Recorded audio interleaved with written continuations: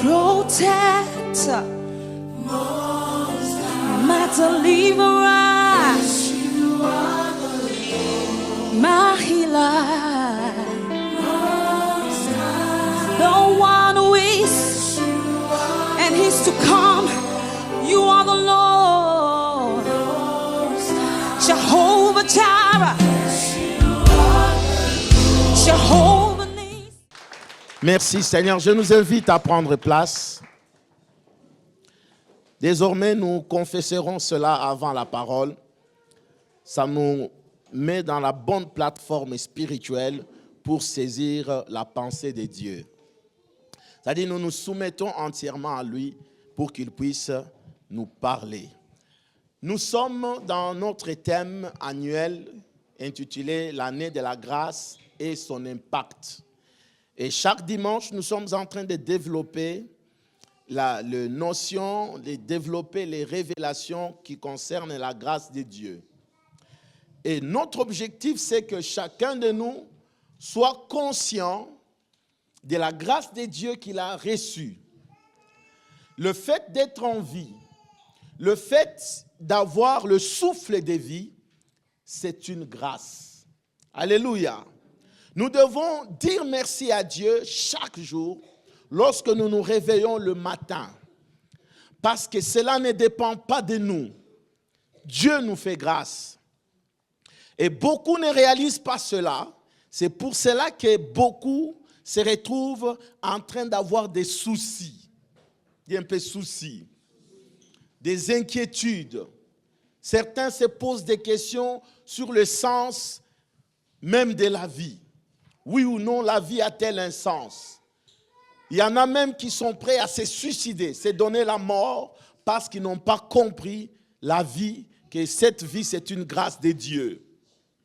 Je disais aussi que tout ce que nous possédons, parfois Dieu t'a béni avec un bon travail.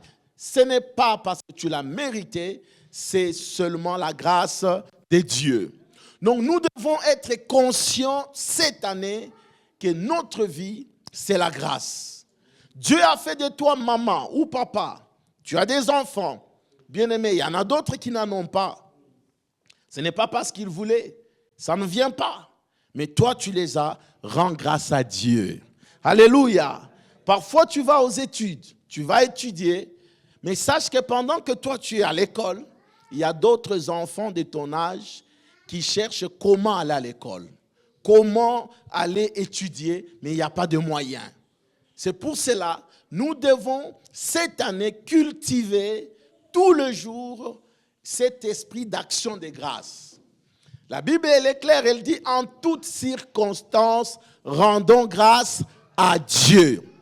Quelqu'un va dire, mais même quand tout va mal, bien aimé, peut-être le mal que tu trouves que c'est le mal, c'est un bien plus tard. Joseph a connu ça, il a été vendu. Mais plus tard, il s'est rendu compte que vous m'avez fait du mal, mais l'Éternel a changé ça en bien. Et il est devenu premier ministre, loin de sa famille. Et c'était pour sauver sa famille. Alors imaginez qu'il se mettait à s'inquiéter, à se plaindre. Oh, toutes les transactions qu'il y a eu, on voulait les vendre. C'était le transport que Dieu utilisait pour qu'il se retrouve quelque part. Non, ne nous inquiétons plus de quoi que ce soit. Cette année, nous voulons un peuple qui est dans la célébration. Nous voulons une famille spirituelle qui célèbre Dieu matin, midi, soir, qui rend grâce à Dieu pour le bienfait. Alléluia. Est-ce que quelqu'un peut acclamer Dieu pour cela? Acclame encore le roi de gloire. Oh, nous te disons merci. Merci Seigneur. Tu peux continuer la liste des bienfaits de Dieu et tu verras que ta foi sera affermie. Ce matin, nous allons voir un autre sous-thème. Tu peux noter 3 moyens pour manifester la grâce. 3 moyens pour manifester la grâce. Nous allons voir ces 3 moyens. Et je sais qu'en ayant ces 3 moyens, ta vie ne sera plus jamais la même. Alléluia. Ta vie va changer, sera transformée. À moins que tu aies bouché tes oreilles. Mais si tu mets seulement tes oreilles, sache que ta vie doit absolument changer. Alors, tu peux écrire ceci. Avant que j'annonce les 3 moyens, la vie est fonction du système qui domine en nous. La vie est fonction du système qui domine en nous. C'est pour cela que ceux qui ont compris, ils essaient d'injecter leur volonté dans les écoles. Parce que quand vous allez à l'école, c'est pour apprendre. Et nous gobons, nous mangeons ce qu'on nous donne. Et c'est ce qui fait notre vie. Alléluia.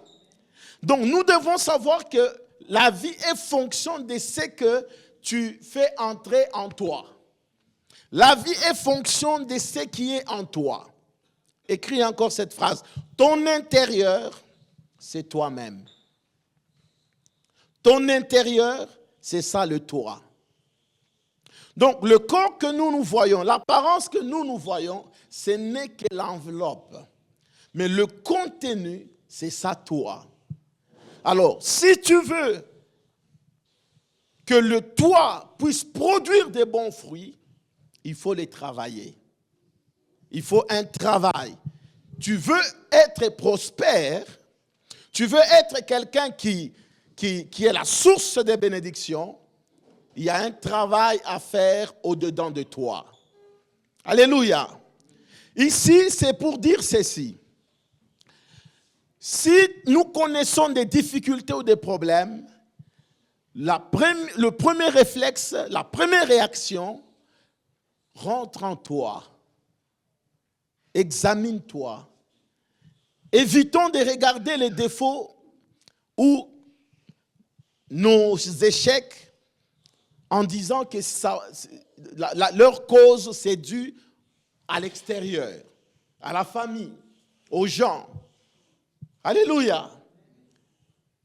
Évitons de regarder la cause de nos problèmes à l'extérieur. Tout commence dans notre fond intérieur. Alléluia. Nous allons lire la parole de Dieu. L'apôtre Paul, 3 Jean, chapitre 1, le verset 2. L'apôtre Paul, Jean, je parlais de Jean. Jean dit que tu prospères comme prospère l'état de ton âme, l'état de ton intérieur. Donc ta prospérité, voilà, les Écritures sont là. Bien-aimé, je souhaite que tu prospères à tous égards et sois en bonne santé comme prospère l'état de ton âme. Donc, la prospérité est à l'intérieur. Alléluia. Donc, une âme qui prospère va révéler la prospérité à l'extérieur. Donc, on est d'abord riche au fond de nous, avant de les manifester. Est-ce que quelqu'un comprend ces choses? Parce que je ne veux pas énumérer les 3 moyens si tu n'as pas compris ces notions ici. Tout dépend de ce qui est en toi, de la couleur de ton toit à l'intérieur. Comme il dit, tu prospères, comme prospère l'état de ton âme, l'inverse aussi est vrai. Si ton âme n'est pas prospère, même de l'extérieur, il n'y aura pas de prospérité. Si ton âme est souillée, à l'extérieur aussi, c'est les souillures.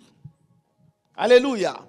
C'est pourquoi nous devons veiller à ce que nos yeux regardent, à ce que nos oreilles entendent, pour nous préserver, parce que l'intérieur, c'est là qui définit ce que tu es aujourd'hui. Alors, si nous avons compris cela, je veux nous donner 3 moyens qui font que nous puissions manifester la grâce de Dieu. Les 3 moyens, les 3 techniques, j'allais même dire techniques, ou les 3 choses à faire, ou les 3 exercices à faire au-dedans de nous pour maintenant voir le fruit.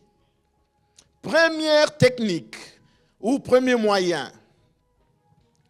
Ceux qui étaient en semaine, j'en ai quand même brossé quelque chose la nuit. C'est le principe du cœur à bouche. Cœur à bouche. Cœur à bouche. Alléluia. Il y en a qui disent, mais c'est quoi? Mais c'est ça à apprendre, c'est ça à connaître. Pour que tu n'oublies pas. Qu'est-ce qu'on vous a appris? Mais on a parlé de cœur à bouche. Alléluia. Alors, je voudrais que nous puissions comprendre que ton cœur joue un grand rôle dans ce que tu vis. Même Dieu veille à ce que ton cœur puisse produire sa volonté. C'est pourquoi il dit, veillez sur vos cœurs. Garde ton cœur plus que toute autre chose. Parce que ce qui est dans le cœur fera que la bouche puisse sortir cela. Parce que la Bible dit que c'est de l'abondance du cœur que la bouche parle. Parce que le cœur est rempli. Si le cœur est rempli de chagrin, vous allez constater la bouche en train de parler des choses pas propres, pas bien. On blesse. La bouche ne voit plus de l'espoir. Parce que le cœur est rempli des choses qui ne permettent pas de libérer la vie. Alléluia. Maintenant, pour que le ciel acte, pour que le ciel se mette en travail, pour que les choses sur la terre commencent à se révéler, pour que la grâce de Dieu commence à se manifester, il y a un principe qu'on appelle l'accord. Il faut que ton cœur et ta bouche soient en harmonie. Alléluia. Il faut que ton cœur et ta bouche soient ensemble. Si ton cœur pense autrement, ta bouche parle autre chose que le cœur, bien-aimé, tu vas tourner en rond. Ta vie ne changera jamais. Alléluia. C'est impossible. Il faut que ça soit dans le négatif, que ça soit dans le positif. Il faut que ton cœur et ta bouche soient en accord pour voir les phénomènes, pour voir, dans notre cas, la grâce de Dieu s'est manifestée. Je parlerai toujours de cet exemple. Bon, je ne sais pas pourquoi, parce qu'il y a certaines choses qui doivent nous servir d'exemple. Un enfant dont le père, africain entre guillemets, a crié sur lui, mets-toi, assis-toi. L'enfant regarde son père et dit, papa, je suis assis, mais dans mon cœur, je suis debout. Est-ce qu'il est debout ou il est assis? Voilà la question.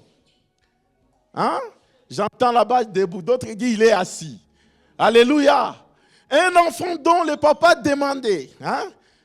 Assis-toi. Mais il dit dans le cœur je suis debout. Et il est assis.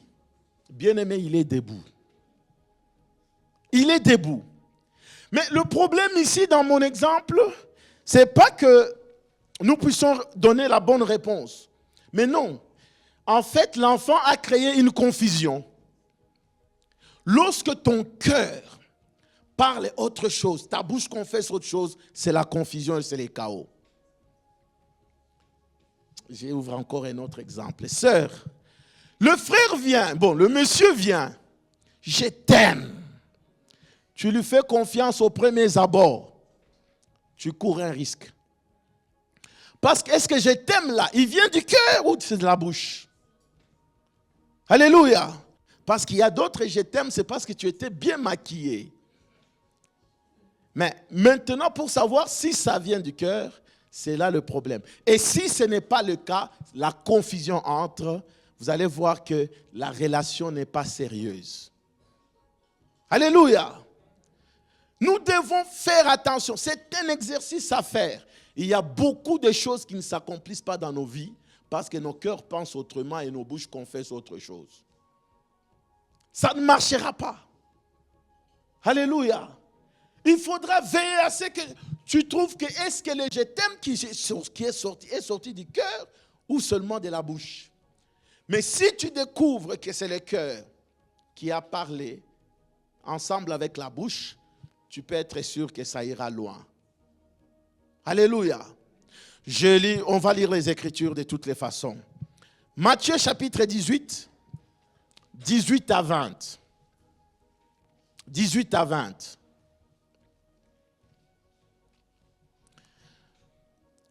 Je vous l'ai dit en vérité, tout ce que vous lierez sur la terre sera lié dans le ciel. Alléluia. Tout ce que vous liez ici-bas, le ciel acte. Le ciel acte. C'est le ciel qui opère, qui fait des choses. C'est le spirituel qui domine le physique. Maintenant, quand vous vous mettez ensemble, la loi de l'accord, et que vous décidez, vous liez quelque chose, le ciel dit, nous approuvons. Alléluia. Le verset 19 dit,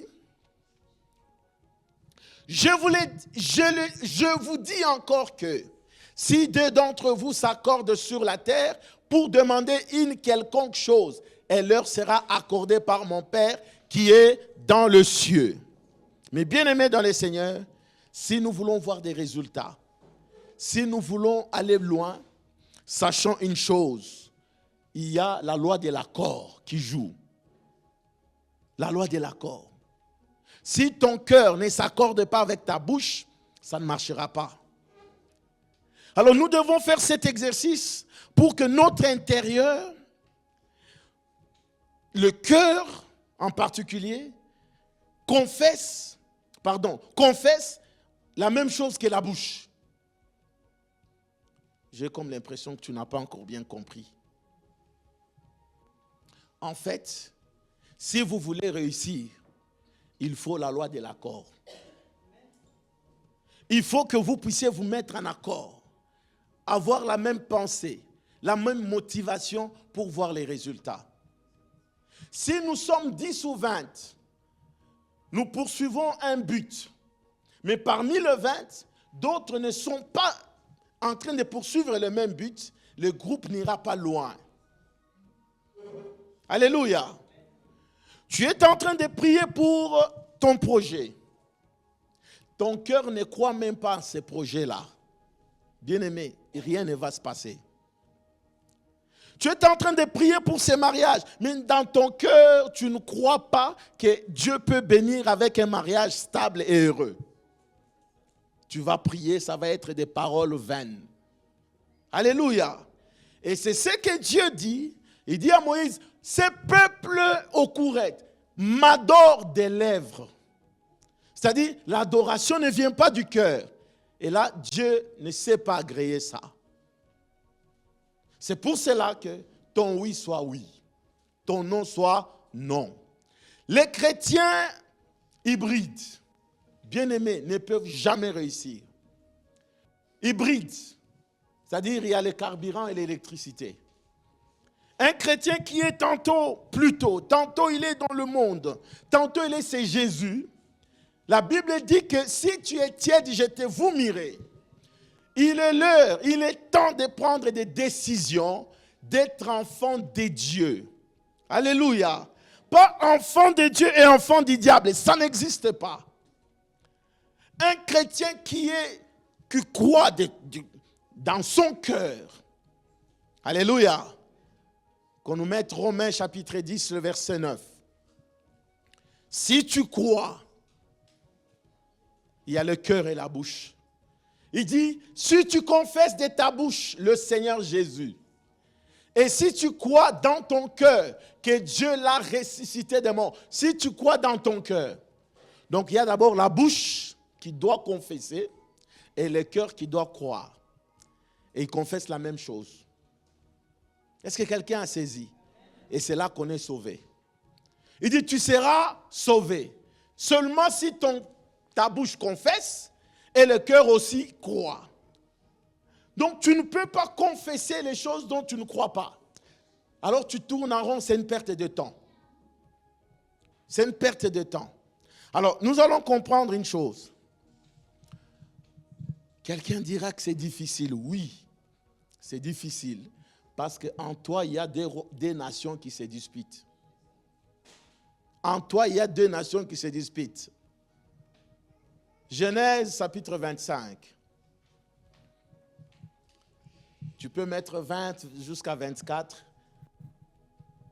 Dieu parle, se révèle à cette maman qui était enceinte, qui avait 2 enfants en son sein. Les services d'échographie a existé longtemps, depuis Genèse. Ce n'est pas d'aujourd'hui. Hein? Il dit, Abraham engendra Isaac. Isaac était âgé de 40 ans quand il prit pour femme Rebecca, fille de Bethuel l'Aramaïen, les Pana Aram et sœur de Laban l'Aramaïen. Isaac implora l'Éternel pour sa femme, car elle était stérile, et l'Éternel l'exauça. Rebecca, sa femme, devint enceinte. Voilà le verset qui nous intéresse maintenant. Il dit, les enfants s'est heurté dans son sein. S'est heurté dans son sein. Donc, était en conflit. Alors, elle avait mal, une grossesse difficile. Alors, elle dit, s'il n'en est ainsi, pourquoi suis-je enceinte? Elle alla consulter l'Éternel. La consultation. Elle alla consulter l'Éternel. À l'époque, c'était la consultation de l'Éternel. La consultation du pédiatre ou pour l'échographie, ça n'existait pas avant. Les gens allaient chez l'Éternel. Moi, je me rappelle une fois, l'Éternel nous a révélé, je crois qu'on était en plein fiançailles, on préparait le mariage. Le Seigneur nous a dit que non, vous allez avoir votre premier enfant sera un fils. C'est-à-dire, on savait déjà sans aller à l'échographie que nous allons avoir un fils. Alléluia. Est-ce que quelqu'un peut acclamer le roi de gloire? Alléluia. Oh, il est Dieu, il est Dieu. Si tu veux connaître les choses cachées, c'est à l'Éternel à aller consulter. Il y a d'autres qui consultent les diseurs de Bonaventure. Montre ta main. Bien, n'allez pas dans ces choses. Ça attire la colère de Dieu. La magie, les fétiches, toutes ces choses mauvaises. Alléluia. Il y a des chrétiens qui vont consulter les diseurs de Bonaventure. Oh, il a dit la vérité. Bien-aimé, quand tu consultes comme ça, tu t'es fait voler ta grâce. Tu t'es fait voler. Dieu est ce genre de choses. Ne consultez jamais les féticheurs. S'il y a quelque chose à éviter dans la vie, jamais mettre vos pieds chez les magiciens, chez les féticheurs, c'est tous ces gens. Une fois que vous êtes dans leur présence, vous laissez la grâce de Dieu. Et Dieu n'aime pas ça. Alléluia. Ça a des répercussions aujourd'hui et même dans des générations à venir. Tu peux hypothéquer l'avenir de tes enfants sans le savoir. Alléluia. Je reviens à ce que j'étais en train de dire.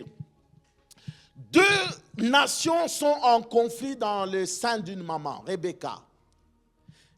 Exactement, aujourd'hui, quand tu regardes dans ta vie, il y a 2 nations qui se disputent. Il y a le royaume du mal et du bien. Je reprends. Quand tu te lèves le matin, déjà pour aller te brosser les dents, quelque chose te dira, attends, prends d'abord une tasse de café. Et l'autre va te dire, non, brosse d'abord les dents. Déjà pour quitter le lit, les 2 là se mettent en conflit. Dois-je encore dormir ou me réveiller? Le conflit commence dès le matin. Dois-je aller à l'église ou me reposer? J'ai une semaine chargée, je veux quand même me reposer. L'autre qui dit, non, tu vas rater une bénédiction. Aujourd'hui, le pasteur va libérer une bénédiction sur toi. Alors tu dis, oh. Et c'est la voix prédominante, alléluia, qui va faire que tu obéisses. Si c'est le mal, bien-aimé, tu vas à la mort. Si c'est la vie, tu vas vers la vie. C'est pourquoi il dit que voici j'ai mis devant toi la vie et la mort. Choisis la vie. Bien-aimé dans le Seigneur, il faut discerner les 2 voies, les 2 royaumes. Ça se dispute tous les jours en nous. Même moi qui vous parle, je ne suis pas exonéré. Alléluia. Je ne suis pas exonéré. Nous tous, nous sommes dedans. Dois-je aller travailler ou pas? Dois-je faire ceci? Donc c'est un conflit permanent. Et si nous discernons, nous commençons à faire le choix vers le bien, c'est là que de l'extérieur, le bon fruit commence à se révéler. C'est là que nous pouvons bénéficier de la grâce. Donc l'échec ou la réussite, ce n'est pas le professeur, c'est toi. Généralement, les enfants, bon, nous à l'époque aussi, c'était la faute toujours du prof. Il dit, mais pourquoi tu as échoué? Oh, on a tous échoué en classe, c'est la faute. Le prof est méchant. Alléluia. Les temps des examens arrivent. Hein? Vous allez voir, l'enfant n'a pas préparé. Il n'a pas gobé la matière. Il ne la maîtrise pas. Maintenant, il a 0. Après, non, c'est la faute du prof. Ce prof-là est méchant. D'ailleurs, beaucoup de gens n'ont pas réussi dans son cours. C'est pour s'encourager. Bien-aimé, prépare-toi, gobe la matière, mange la matière. Prépare-toi, maîtrise les choses. Peu importe la méchanceté de l'extérieur. Si ton intérieur, c'est la deuxième technique qu'on va voir. Si ton intérieur est rempli de l'énergie, est rempli de courage, bien-aimé, peu importe, tu réussiras. Peu importe, tu réussiras. Deuxième technique, tu peux noter, c'est le courage divin. Courage divin. Parlant du courage, ça c'est encore une technique, un moyen. Peu importe dans le milieu où tu vas te retrouver.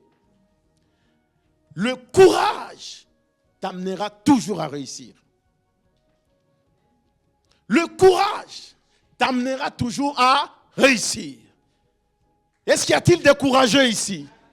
Est-ce que tu es courageux?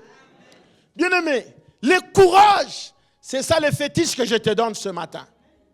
Sois courageux. Dis un peu, je suis courageux. C'est un conseil que je donne aux jeunes filles. Ne va pas te marier à un garçon qui n'a pas le courage. Alléluia. C'est déjà un avenir obscur. Un homme, dis un peu un homme, doit être caractérisé par le courage. Nous, dans nos villages, quand vous allez là, on vous dit un garçon ne pleure pas. Il rougit les yeux. Alléluia. Un garçon pleurnichard. Bien-aimé, ça, on te voit ridicule. Tu es ridicule. Ne pleure pas. Un homme, c'est quelqu'un qui sait ranimer son courage. Quand il marche, on voit que ça marche. Vous savez, je vais vous donner un secret pour ceux qui sont en train de chercher du travail. Il y a d'autres... Bon, généralement, les gens qui recrutent, ils commencent à te tester dès que tu te mets dans le parking. Tu t'égares, ils te regardent. Toi, tu as l'impression qu'on ne te voit pas. Ils te regardent par des caméras. Maintenant, ils regardent ta démarche. Si c'est une démarche de quelqu'un fatigué, quelqu'un désespéré, qui ne croit pas à un avenir, qui n'est pas sûr de lui, 2 points de moins déjà. Alléluia. Je vous donne ces secrets. Dès que tu arrives, ils regardent à quelle heure tu es arrivé. C'est plutôt prévu ou en retard. Ça joue 1 point de moins. Et on te dit, salle d'attente, mets-toi. Dans la salle d'attente, il y a des caméras qui regardent. Et tu commences à te patienter. Tu dors, tu ronfles déjà dans la salle d'attente. 3 points de moins. Alléluia. Et puis tu te lèves, tu es fatigué, mais ces gens, ils ont dit 10h15, mais c'est déjà 40. Hein? Tu es déjà impatient. Il y a déjà des points à ajouter pour te mettre dehors. En fait, tu n'es pas passionné de la boîte. Ça ne te plaît pas d'être là. Alléluia. Je referme cette parenthèse. Je parlais du courage. Dis un peu courage. Même quand tu dis courage, tu sens quoi dedans? Tu sens la force. Dis un peu courage. Le courage est défini comme la force morale, la force intérieure, le fait d'agir malgré les difficultés. Les difficultés sont là, mais tu agis quand même. Là, on dira c'est un garçon courageux. C'est une fille courageuse. C'est l'énergie dans l'action. C'est le fait de refuser la paresse, refuser le laisser aller. Et j'aimerais te vacciner ce matin du courage. Peu importe ce que tu vas avoir comme difficulté, n'oublie pas, sois courageux. Alléluia. Sois courageux. Ce sont les courageux qui réussissent. Ça me rappelle un frère, ses frères, je ne sais pas s'il s'est déjà marié ou il a combien d'enfants à l'heure où nous parlons, ça fait des années. C'était un frère à l'église qui était un deuxième prédicateur, donc les répétiteurs de l'enseignement du pasteur chez une jeune fille. Alors, après culte, il prend le même verset, il va chez la sœur, mais vous savez, le pasteur a prêché aujourd'hui sur Matthieu tel, mais il y a encore Sophonie. Avec Sophonie, c'est bien éclairci. Il faisait souvent ça. Mais derrière, en fait, il était déjà amoureux de la fille, de la sœur. Et il n'avait jamais eu le courage de parler. Par la force des choses, vous voyez comme nous prions, la Seigneur bénit, donne le mariage. Un monsieur débarque, il épouse la jeune fille. Alors, tout le monde était content, ça c'est un témoignage. La sœur ici, elle est fidèle. Ah non, Seigneur, tu es merveilleux. Mais on a vu le frère qui était tout le temps en train d'exhorter des versets, qui est en deuil, qui pleure. Au lieu de se réjouir de ce qu'il pouvait être le premier à être même garçon d'honneur. Alors les gens ont vu ça bizarre. Deuil, une semaine.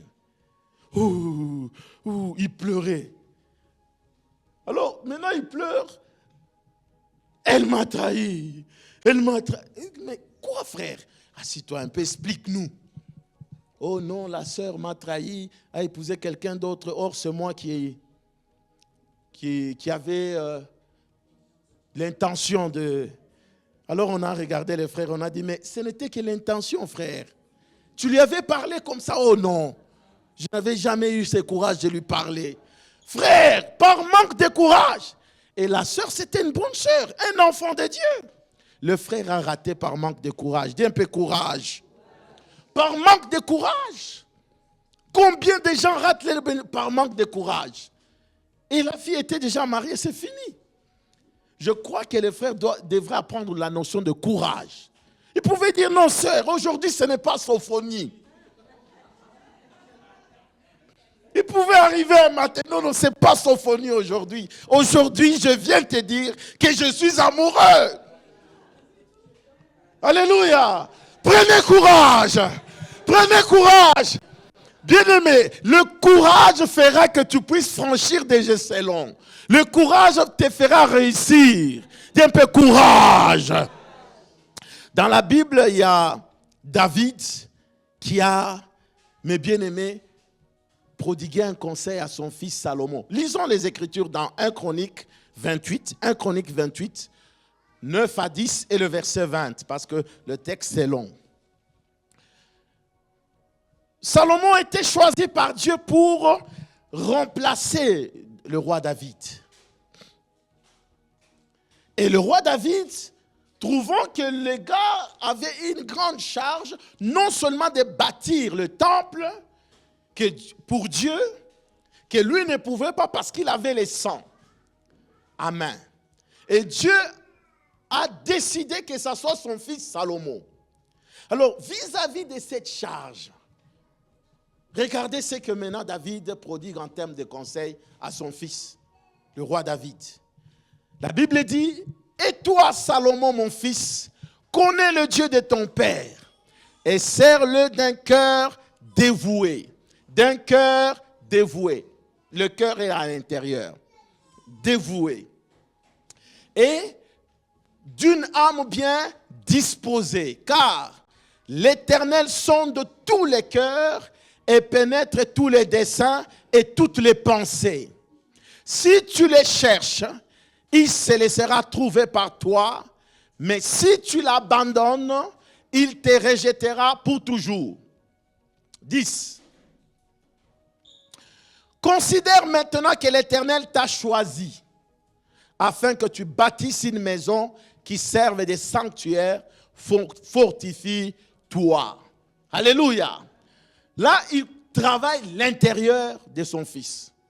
Il dit, aie un cœur dévoué, une âme. Alléluia. Sois fort pour pouvoir relever les défis. Allons au verset 20.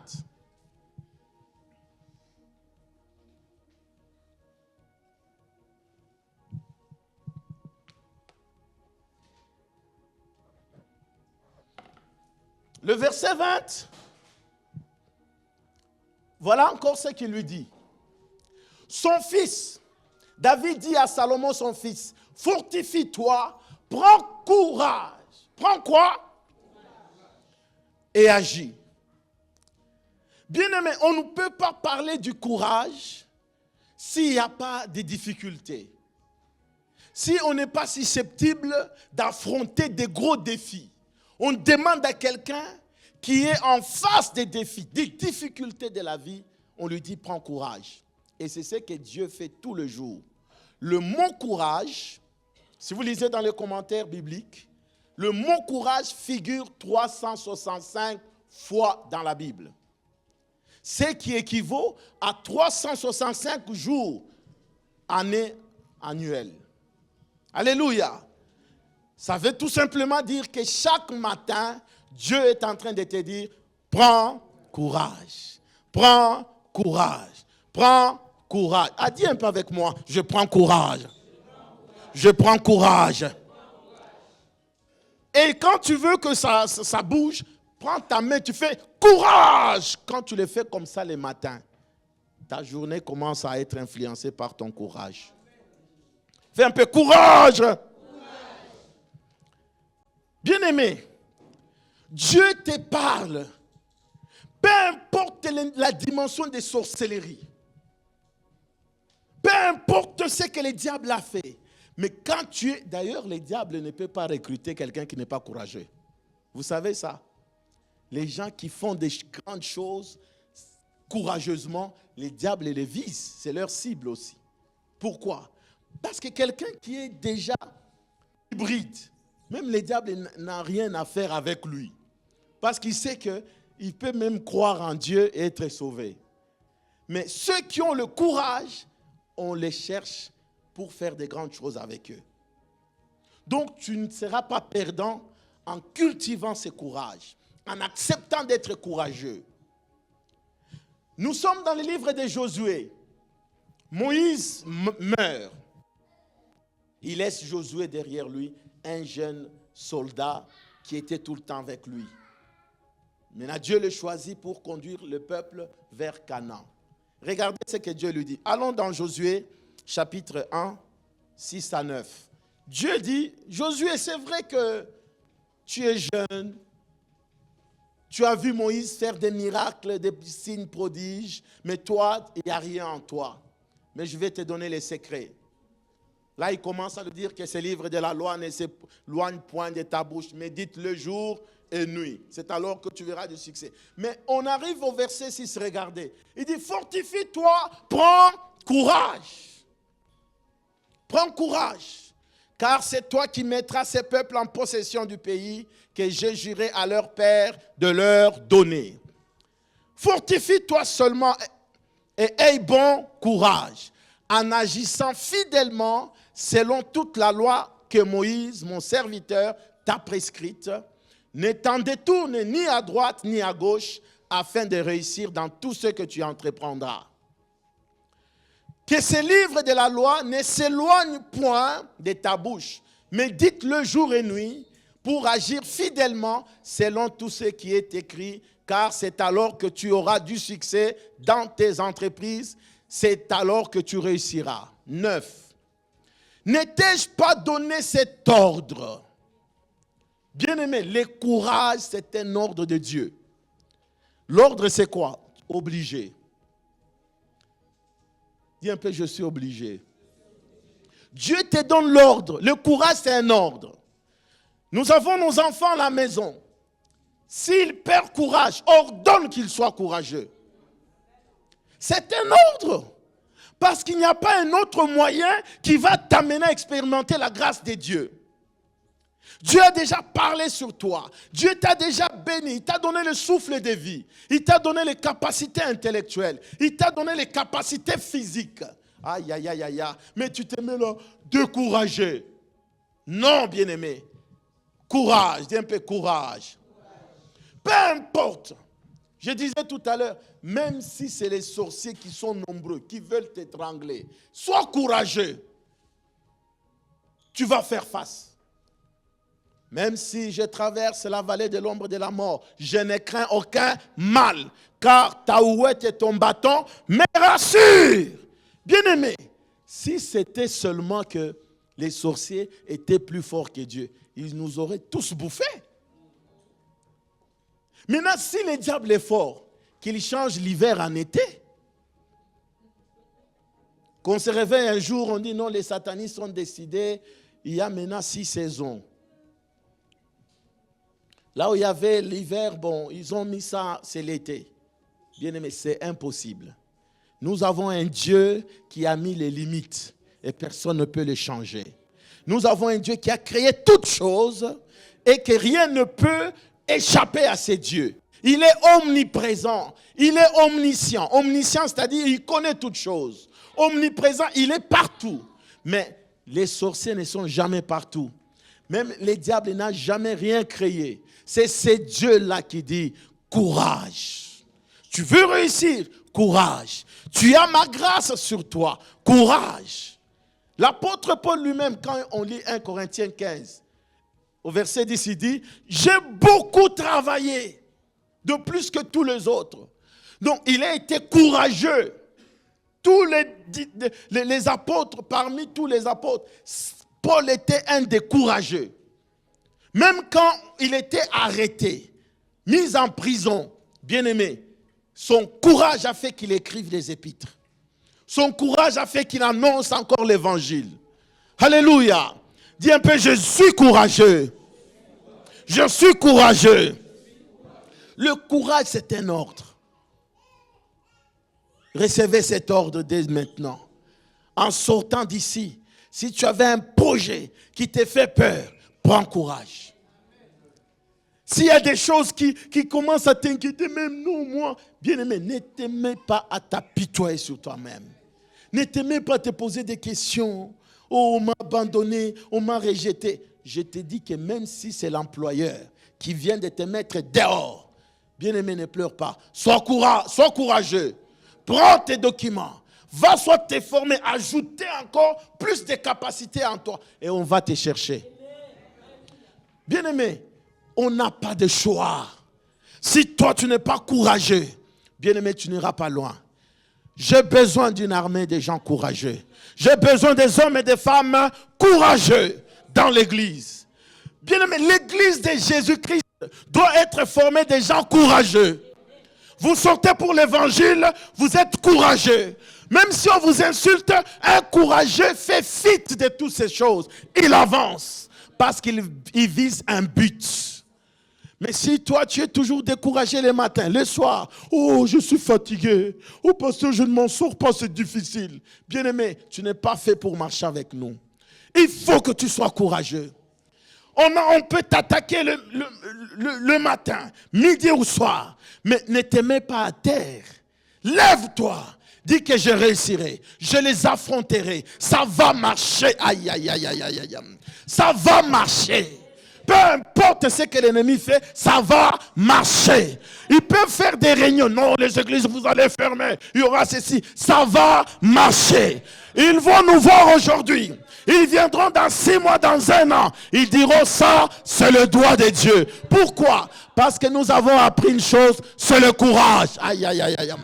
Tu veux aller loin, frère, sois courageux. Le vent va souffler.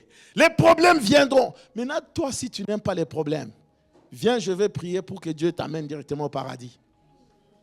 Mais si tu veux vivre, on a encore besoin de toi. Sois courageux. Sois courageux.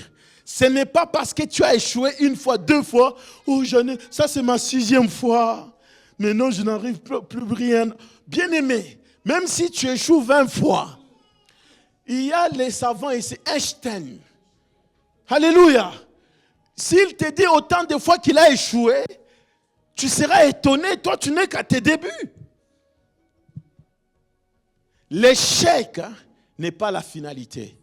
L'échec, c'est un apprentissage. L'échec, ça fait partie des leçons. Ceux qui ont fait la chimie, il y a des démonstrations et toutes les démonstrations ne réussissent pas. Ils mettent quel produit, ils mettent ceci, ils trouvent que non, ça ne va pas. Maintenant, après, ils changent. Ils font ceci, ils font ça. Il y a tout le temps des... C'est ça qu'on dit qu'ils sont dans des recherches. Ils échouent. Maintenant, à la fin, ils réussissent. Mais malgré qu'ils ont réussi, quelqu'un d'autre viendra dire, vous avez échoué, moi je viens de trouver une nouvelle formule. Alléluia. Mais toi, un échec, tu pleures sur toi-même. C'est un deuil généralisé. Viens manger, oh non. Tu vas sortir, oh non. Le prof ne m'aime pas. Bien-aimé, c'est faux. Prends courage. J'efface le mot échec de ta vie ce matin au nom de Jésus. J'efface le nom échec dans ta vie au nom de Jésus. J'écris sur toi courage. Oh, j'écris sur toi courage. Dis un peu courage. Acclame un peu Dieu, acclame un peu Dieu. Bien-aimé, sois courageux. Maintenant, si tu es quelqu'un, tu retiens par la mémoire visuelle, va écrire dans ta chambre au mur courage. Quand tu te lèves le matin, il fait très froid dehors. Tu lis courage. Alléluia. Les paresseux, vous savez, le livre des Proverbes dit que les paresseux voient dehors un lion qui rugit. Dans sa tête, ils ont un lion. Il dit, si je sors, on va me bouffer. Bien-aimé, un courageux n'a pas peur du lion. David, qui a prodigué ses conseils, parce qu'il en a expérimenté. Alléluia. Il était en brousse, les lions venaient, les ours venaient. Le courage qu'il avait, il a arraché la brebis de main. David. Et un jour, il vient retrouver un monsieur qu'on appelle Goliath. Un géant, un militaire expérimenté. Un homme dont toute la nation a mis de l'espoir sur lui. Et il se tient devant le peuple, la nation d'Israël, pour les terroriser. La Bible dit que c'était chaque jour au matin, il se tient là. Qui est plus fort? Et tout le monde tremblait. Mais le jeune David, dis un peu David, tout mignon, hein? Il était très beau, David. Et il se pointe, il trouve un monsieur en train d'insulter le Dieu d'Israël. C'est là que le courage se réveille en lui. Il dit, bon, moi je vais faire face à cet homme. Mais quel est mon salaire? Je vais gagner quoi dans ça? Alléluia. Le problème c'est que ton courage part parce que tu ne vois pas les résultats. Tu ne vois pas ce que tu gagnes. Alléluia. Nous, en tant qu'enfants de Dieu, non seulement Dieu va faire des choses dans nos vies, la protection, la bénédiction physique, les richesses des nations, et nous avons aussi la vie éternelle. Regarde à tout ça. Prends courage. Ce n'est pas parce que tu n'as pas su payer une facture. Maintenant, ta foi est par terre. Les gens commencent à te dire, mais qu'est-ce qui ne va pas? Toi qui étais zélé ici, oh, je n'en peux plus. Oh, bien-aimé, les gens comme ça, on n'en a pas besoin partout.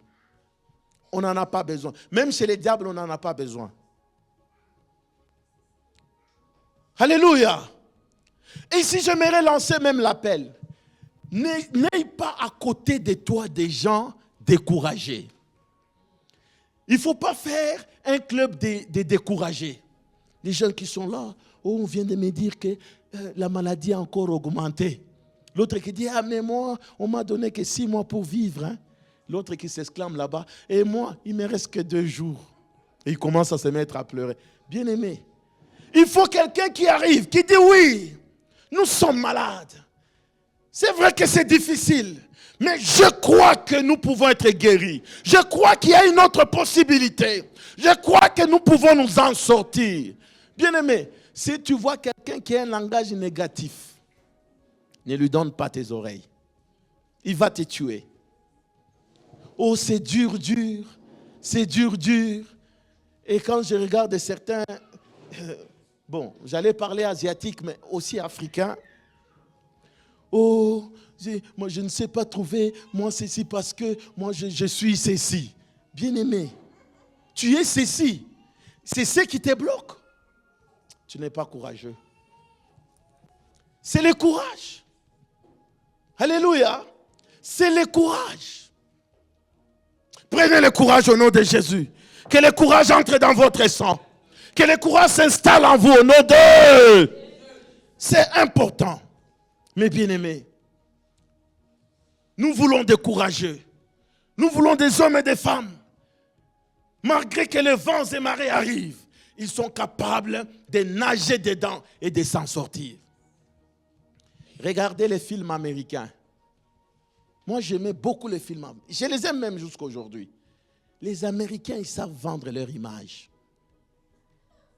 Regardez celui qu'on appelle américain, acteur principal dans le film. C'est le plus courageux dans tous les films.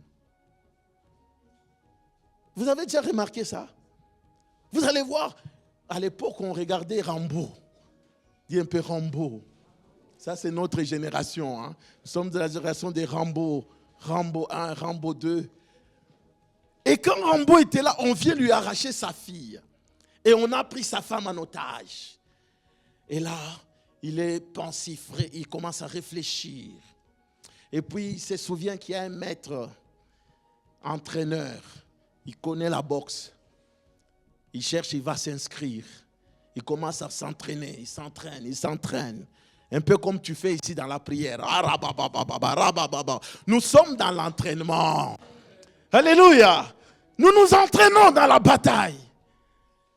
Et quand maintenant il finit la formation, et vous allez voir le maître là.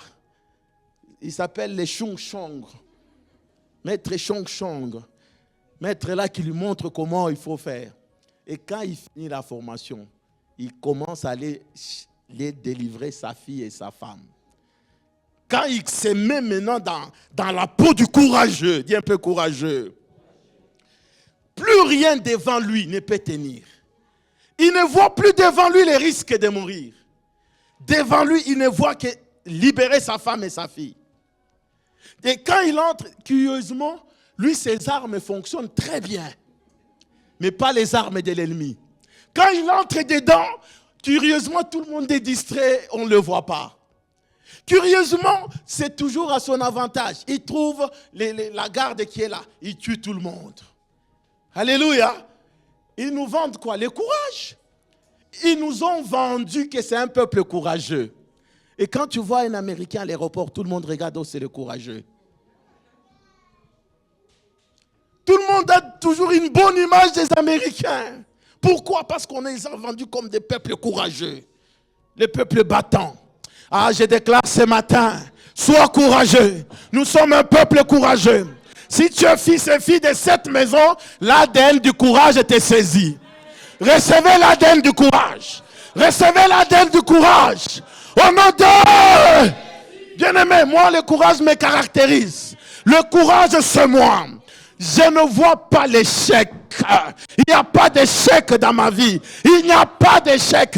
Je déclare sur ta vie, pas d'échec au nom de Jésus. Il n'y a pas d'échec sur tes enfants. Il n'y a pas d'échec. Peu importe tout ce qui peut faire c'est montrer que non, c'est fini. Non, c'est pas fini. J'aime une plante dans la Bible qu'on appelle les lys de la vallée. Cette plante, c'est toute une petite plante. Et souvent, ça sort dans des zones soit désertiques ou montagnes. Et quand la tempête vient, cette petite plante dort comme si c'est fini. Mais une fois que la tempête passe, ça se redresse. Des années, des siècles, la plante là est solide. C'est pour cela que même David a comparé le Seigneur à la plante du lit de la vallée. Parce que c'est imbattable. Cette plante est courageuse. Je déclare que tu sois cette plante. La plante courageuse. Dans ta famille, tu es courageux. Dans ton entreprise, c'est toi le plus courageux. Partout où tu passes, c'est toi qui réveilles les gens. Dis, réveille-nous. Courage, mes bien-aimés. Courage, les gars. Avançons. Alléluia. Bien-aimés, une nation qui n'a pas de soldats courageux sera esclave. Une famille qui n'a pas des hommes et des femmes courageux, cette famille va disparaître. Le Seigneur t'a suscité en 7 ans. Il t'a dit, prends courage. J'ai des grandes choses à accomplir avec toi. Même si aujourd'hui ta situation est misérable, ta situation est compliquée, c'est compliqué pour les hommes. Mais pour les courageux, ils s'en sortiront. Tu vas t'en sortir. Est-ce que tu peux t'en sortir? Dis un peu Amen. Dis encore Amen. Dis Amen. Au nom de... Au nom de... Au nom de... Acclame encore, acclame encore. Je vais te donner le 3e moyen et on termine. 3e moyen. Je sens déjà que dans ton intérieur, là, ça commence à bouillonner. Je sens déjà qu'à partir d'aujourd'hui, les témoignages vont me revenir. Tu viendras témoigner. Alléluia. Le découragement n'a plus de place. Ce n'est pas un papier, une facture qui peut te... Oh Seigneur, n'agis pas. Bien-aimé, arrête ça. Arrête. 3e moyen. Ta vie ou ma vie doit donner gloire à Dieu. Chaque domaine de ta vie, veille à ce que ça puisse donner gloire à Dieu. C'est ici où le Seigneur regarde ta vraie motivation. Quelle est la motivation que tu as même quand tu viens à l'église? Quelle est ta motivation quand tu vas même travailler? Quelle est ta motivation? C'est ça, c'est la motivation en fait. Il y a même des gens qui ont fait des tests pour qu'on découvre la motivation en toi. La motivation, c'est la chose qu'on recherche. On regarde, est-ce que ce frère, il n'est pas seulement zélé? On laisse le temps. Si au fond de lui, la motivation n'a pas été bonne, quelques temps après, vous allez le constater. La motivation, c'est une racine qui reste à l'intérieur de nous. Alors, si nous changeons nos motivations pour les rallier à la gloire de Dieu, je peux vous garantir que nous aurons à bénéficier et la protection divine et les bénédictions du Seigneur. N'oublions pas que toute la terre, tout ce qui existe, c'est Dieu qui les a créés. Dieu nous a créés, toi et moi, nous sommes des créatures de Dieu. Et Dieu est là où il y a ses intérêts. Si Dieu ne trouve pas un intérêt dans ta vie, son intérêt dans ta vie, bien-aimé, tu vas tourner en rond. Ça peut marcher, mais à la fin, ça va être comme l'herbe qu'on a mis au feu et ça brûle et ça disparaît. Dieu recherche ses intérêts. Ne marche pas dans ta tête en te disant « Je veux être riche pour que le monde me voie. » Ou « Je veux être riche pour aider les pauvres. » Marie et Judas avaient dans leur cœur 2 motivations. Vous vous souvenez quand il a dit, il a coupé, il a brisé le parfum d'albâtre, le nard pur, qui coûtait plus cher, un salaire d'un an. Et écoutez comment Judas répond. Oh, mais on pouvait donner ça aux pauvres. Alléluia. Qu'est-ce qui a motivé Judas à dire ce qu'il a dit? Parce que dans son cœur, Jésus n'était pas prioritaire. Jésus n'avait pas de valeur. Jésus n'a pas d'intérêt. Il n'y a que des pauvres. Regardez la réponse de Jésus. Mais vous avez les pauvres avec vous tous les jours. Alléluia. Je te donne cette clé. Si tes études que tu fais ne glorifieront pas Dieu, on peut te les voler. Si ton travail, Dieu ne se retrouve pas, tu vas galérer. Je connais les gens, ils travaillent, il a un salaire, un bon salaire, mais il souffre. Il est malheureux parce que Dieu ne se retrouve pas. Dieu n'est pas dedans. Alléluia. Si Dieu n'est pas dans ta vie, n'est pas la motivation de ta vie, tu peux tout faire. Ça va être des choses qui apparaîtront, mais qui s'effaceront pour un temps. Parce que le Créateur, le Maître des cieux et de la terre, n'a pas eu son intérêt. Tu es médecin. Tu es mécanicien ou je ne sais pas, technicien de surface. Dieu n'est pas dans ton métier. Bien-aimé, oublie. Oublie, le temps va passer et tu risques d'avoir une vieillesse malheureuse. On le voit, il est déçu de la vie, mais il a travaillé toute sa vie. Pourquoi? Parce que le Créateur n'est pas dans sa vie. Le souffle de vie, c'est Dieu qui te le donne. Lisons un peu cette écriture dans Deutéronome 8, le verset 17. Deutéronome chapitre 8, le verset 17. Je vais terminer par là. Garde-toi de dire en ton cœur, dis un peu mon cœur, ma force et la puissance de ma main m'ont acquis ces richesses. Tu te tapes sur la poitrine que c'est mon intelligence, c'est ma force. Alléluia. Il y a un roi qui a fait ça. À l'instant, Dieu l'a disqualifié. Dieu, bien-aimé, s'il y a quelqu'un qu'on doit prioriser dans le cœur, c'est Dieu. Je ne te parle pas que non, c'est un frère qui vient à l'église ou c'est un chrétien. Oublie ça. Ton cœur, c'est ce que Dieu voit. Dieu regarde dans le cœur. Alors quelqu'un me faisait rire en disant, vous savez, quand Dieu élève une personne, les jours de son anniversaire, les gens lui apportent des gros cadeaux. Avec quelle motivation? Qu'il puisse avoir un œil sur moi. Alléluia. Ce n'est pas parce qu'il l'aime. Hein. Non. La motivation. Tout dépend. Même les gens qui peuvent marcher avec toi.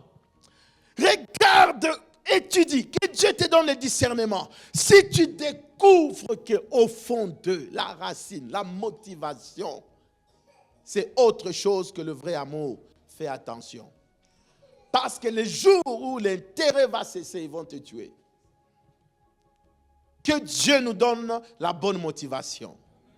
Garde-toi de dire dans son... Vous savez même les gens qui n'offrent pas à Dieu. C'est-à-dire quoi? J'ai travaillé, j'ai gagné, c'est à moi. Bien-aimé, tu te tues. Tu te tues. S'il y a quelqu'un qu'on doit donner, c'est à Dieu. Pourquoi? Parce que la motivation, c'est que si Dieu m'abandonne, où irai-je?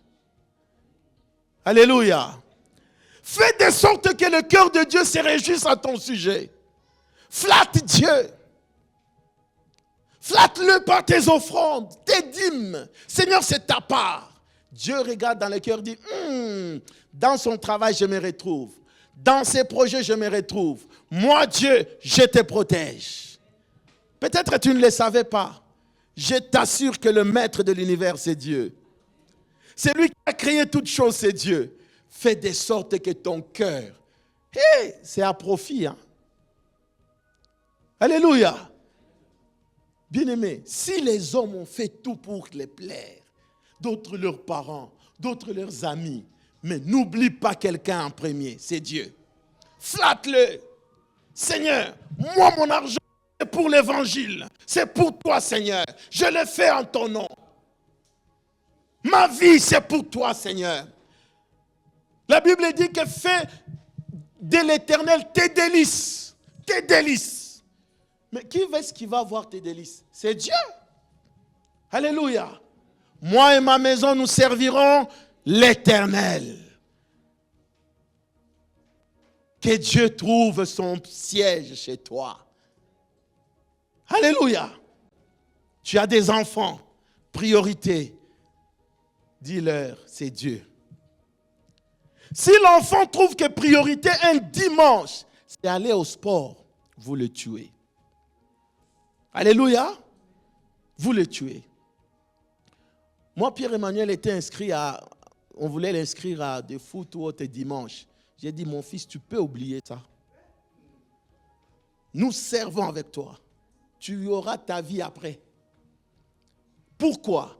Parce que qui nous donne le souffle de vie, qui fait que nous soyons ce que nous sommes, c'est Dieu. Si nous oublions ça, il n'y a pas de sentiment dedans. Le diable va profiter. Et Dieu regarde les cœurs. Vous savez qu'il y aura les derniers jugements. C'est là qu'on verra la colère de Dieu. Pour l'instant, c'est par Jésus que Dieu dit, je vous donne l'opportunité, venez. Ceux qui auront le cœur corrompu, tournent vers le monde, tournent vers toute la gloire de ce monde, ils pleureront un jour. Je préfère te le dire, que ta vie, ce n'est pas le pasteur qui te jugera. Moi, je ne peux pas te juger. Mais j'aimerais que tu saches que Dieu juge ton cœur. Il juge les pensées de nos cœurs. Alléluia. Si nous servons Dieu pour d'autres motifs, nous aurons mis le micro de côté. Parce qu'il y a du travail dehors. Mais parce que pour moi, c'est Dieu. Alléluia.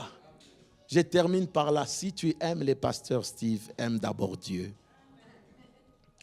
Aime Dieu de tout ton cœur. Ça marchera. Je n'ai pas l'objectif que les gens m'aiment. Non, je cherche que Dieu m'aime. Cherche aussi que Dieu trouve que tu l'aimes. Alléluia. Ce matin, telle est la voix du Seigneur. Le Seigneur est en train de dire, allons dans Psaume, je termine, lisons et on va prier. Le Psaume 96, 1 à 8. Chantez à l'Éternel un cantique nouveau. Chantez à l'Éternel, vous tous habitants de la terre. Chantez à l'Éternel, bénissez son nom. Annoncez de jour en jour son salut. Racontez parmi les nations sa gloire. Parmi tout le peuple, ses merveilles. Regardez ce que David est en train de chanter. Annoncez ces choses. Il dit, car l'Éternel est grand et très digne de louange. Il est redoutable par-dessus tous les dieux. Tous les dieux. Car tous les dieux des peuples sont des idoles. Et l'Éternel a fait les cieux. La splendeur et la magnificence sont devant sa face.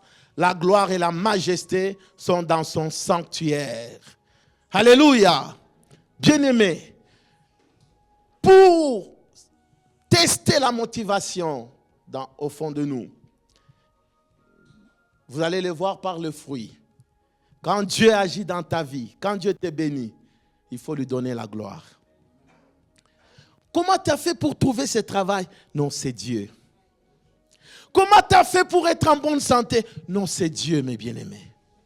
Comment tu as fait pour élever tes enfants comme ça? C'est Dieu. Comment tu as fait? Comment tu as fait? Comment vous avez fait pour déménager? C'est Dieu. Alléluia. Et deuxième chose, c'est le témoigner. proclamer Dieu. Ne va pas quelque part sans injecter un témoignage. Dire aux amis, vous savez, bon, je sais qu'on a beaucoup joué, on a pris de la drogue et autres, mais sachons que Dieu est grand. Venons au Seigneur. N'oublie pas de témoigner du Seigneur. N'oublie pas de dire aux gens que Dieu guérit. N'oublie pas de dire à tout ton entourage qu'il y a un grand Dieu. Est-ce que nous pouvons nous tenir debout? Il est Dieu digne de louange et d'adoration. Nous voulons élever Dieu de tout ton cœur. Parle au Seigneur. Yes, you are. Yes, you are the Lord. Yes, you are the Lord.